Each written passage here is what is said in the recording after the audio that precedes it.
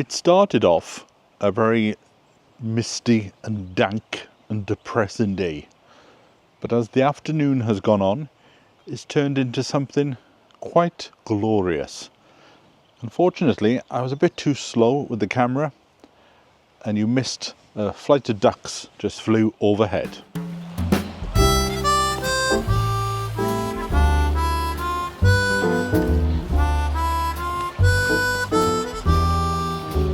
Oh, come down to the riverbank. There's glass here. I don't know how on earth panes of glass probably came down in the storm.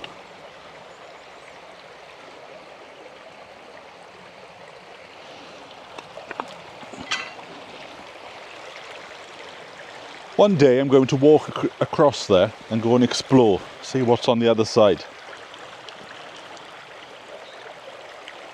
In fact, we could go for a walk up and down the river when I get my Wellington boots on.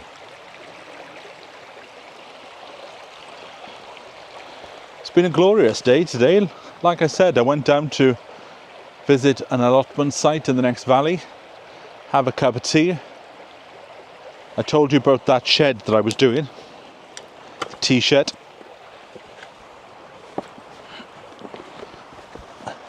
I've just noticed something. And I don't believe it.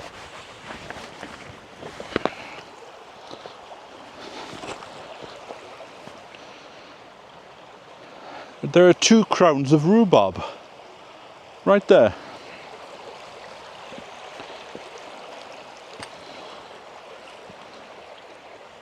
See, being down here and looking backwards, I can see that there are spikes in the ground with corrugated iron holding up the earth. But this side has collapsed.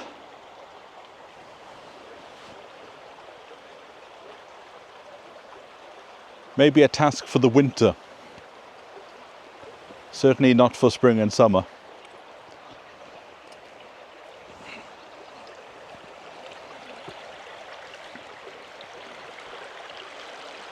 This is quite an enjoyable little area and I should come down here more often.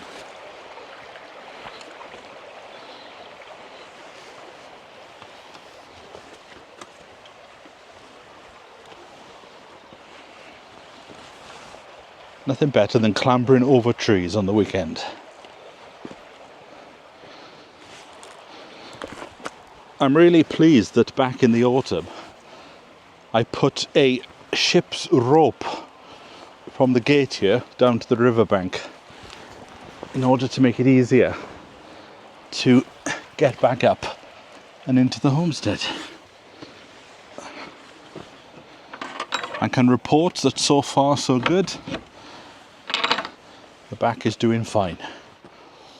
So yes, I went shopping. It's Saturday, so I went shopping for my Sunday lunch for tomorrow. A bit of chicken.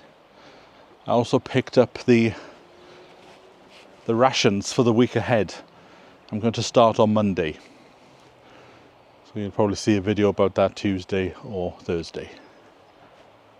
Picked up my sausages, my bit of butter and my 3 pints of milk. Which, thinking about it, is plenty. Back in the day we used to have a milkman that came 3 times a week for a pint, Tuesday, Wednesday and 2 on a Friday. There you go. But yes, with me being sat down driving, I thought let's just go for a walk. Don't want to do anything, just go for a walk. But I have had a parcel and I'll tell you about it now. Let's go and sit on the bench. When I got back from gallivanting, now there's a word that you don't hear of a lot. Gallivanting. I was out having a gala. So while I was gala and I was vanting, I came back and there was a parcel. Nice little attractive box. And inside was something I'd purchased back at Christmas time. And it's from Marshall's. And I wonder if you can tell what they are. They're Jerusalem artichokes. Now with artichokes there's globe and there's Jerusalem. The globe ones grow to about, they can go to 6 foot tall, even 8 on a good summer. And they have nice blue flowers that the bees absolutely devour it, they do. In fact, you've got to be careful. One year I saw this blue flower and I thought that looks nice. I went to go and put my hand over the top of it and I realised it was full of bees. I'm getting slightly distracted because, right, okay. I thought, I can't show you on the camera because they're too far away. On the mountain, I thought there's mushrooms, but they're daffodils. First daffodils of the season. So the globe artichoke, you take off the, what do you call them? Like the petals, and you dip them into butter and you suck. But you've got to be careful, because if you don't take the art out, you could choke.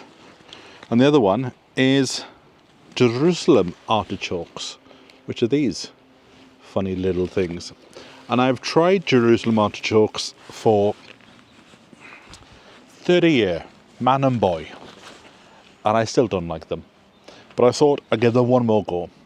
I've mashed them, I've roasted them, and then in the end I've ended up throwing them. I've tried several ways. So I thought I'd give it one more go. So this variety is called Fuchsia, and all you do is just dig a hole, throw them in, and forget about them. Make sure they don't dry out during the hot summer. And from that will grow a plant, anything up to 7 foot, 8 foot tall. And then you get a nice flower on top. That's why they're also known as sunchokes. And then you harvest them during the winter. Now, I've heard people say that once you have these in the garden, you never get rid of them, which is untrue. I've had them in the past, and as long as you take every little bit out when you come to harvest, then you will never have them again. So my original thought was, and I don't know if I'm sticking to this thought yet, was I was going to plant them. You know, this side I've got the hedge, then it's the shed. Well, I've only got 10 of them, but I was going to plant them on the other side in order to create a backdrop. I don't really want them for the harvest. I want them for the aesthetic. And they would be the backdrop to the greenhouse. Because Jerusalem artichokes are very good windbreaks. So if you've got a windy garden and you want to try and stop the wind, get some artichokes in your garden and that'll soon stop the wind. They're quite sturdy. Hence why they're known as fartichokes. Because when you eat them, you let off a lot of wind. So if you think of it as during the summer, they act as a windbreak. And then during the winter, they've got to let that wind out somehow, don't they? So I might still put them on that section there. I don't know. But I'm not doing anything today because the time is now 6 o'clock. And it was just nice to come down and experience the last week before the clocks change. Oh yes, won't be long now, will it? We'll be sat here 8 o'clock, 9 o'clock in the night in glorious sunshine watching the ducks fly over.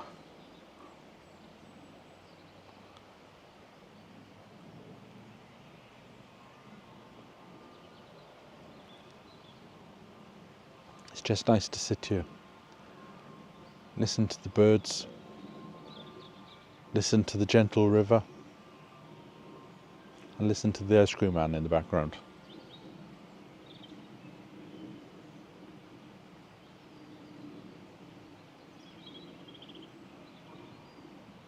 I was watching the live feed this morning, and the dawn chorus is now kicking off round about 5:30.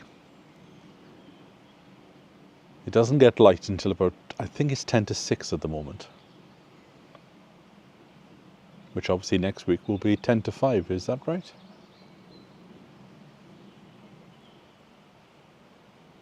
They go back in the autumn and spring forward in the spring.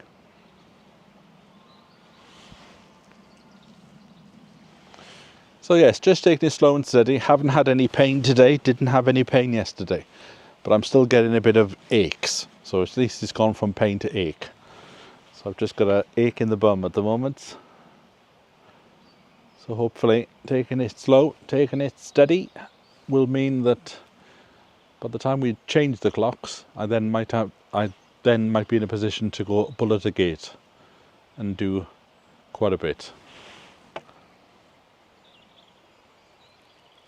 Seeing as all the lavenders are in pots, I'm not in a rush to plant them, because to be honest, I need to dig out the path. That's not just as simple as putting the lavenders in. So as long as I keep them well watered, they'll be fine. I think now the most important thing to do is the greenhouse.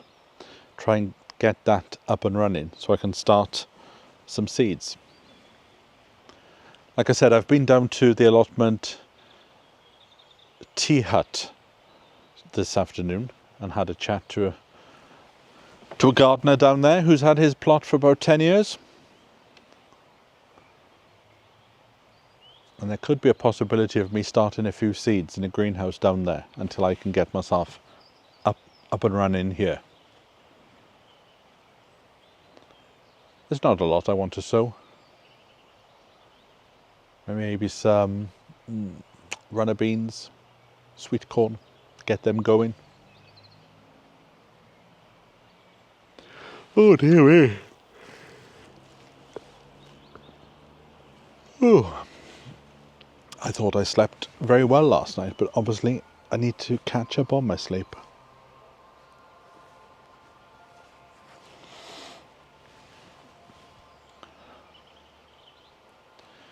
Won't be long now, and I'll be sat here in a few months going in. Oh, it's too warm for me.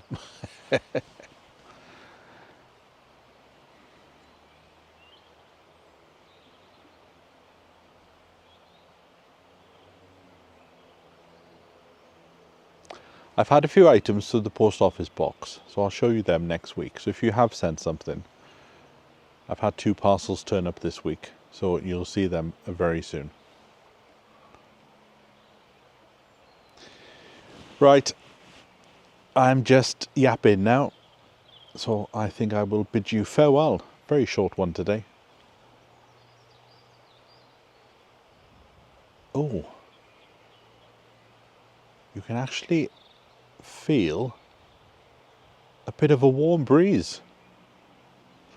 I might have to crack open my shorts again from Tenerife. I think I went to Tenerife at the right time, because I see on the news that there's a group in Tenerife that has gone against tourists, and they're trying to find tourist hired cars, and they're setting them on fire.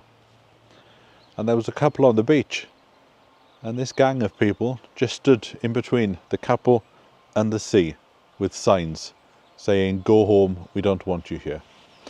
I thought maybe that's what everybody should do. Just stop going to Tenerife at the same time, and then give it 2 or 3 months, and then they'll soon be going, come back, we need your money. Apparently the same thing's been going on in Italy for the last year or two, because just too many people are going there. So I don't know what the solution is. Maybe have a cap on the numbers of people that can visit. Right, anyway, like I said, I'm jabbing. Cup of tea is calling me. So I'll catch up with you later in the week. So from me until then, keep smiling, and bye for now.